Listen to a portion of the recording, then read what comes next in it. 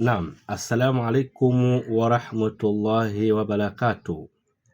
Naam, alhamdulillah ndugu zangu, leo nakujeni na dawa adhimu kabisa kwa wale wote wenye kusumbuliwa na mashaitani, uchawi katika miili yao. Naam, nisikilize kwa makini kisha tumia dawa hii. Inshallah Allah atakujalia shifa kwa hii.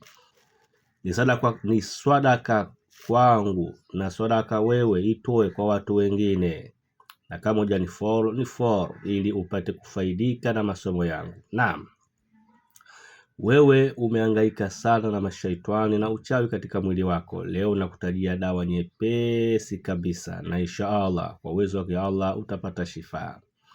Nini cha kufanya? Chukua maji ya mvua ya kutega, yenye kutoka mawinguni moja kwa moja yafikie katika chombo chako.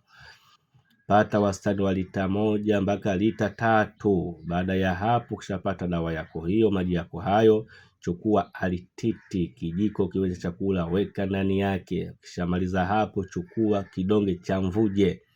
Chukua mvuje ya kidonge, kiingize ndani ya maji mara 313. Kiingize ndani ya maji mara 313. Kiingize ndani ya maji mara 313. Baada ya hapo, maji yako hayo yatumie kunywa kidogo na kujipaka mwili wako wote kwa nia ya kuondosha hayo maradhi kwa muda wa siku 7.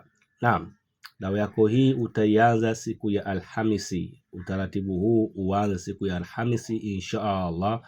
Baada ya hapo mwachie Allah subhanahu wa ta'ala, utapata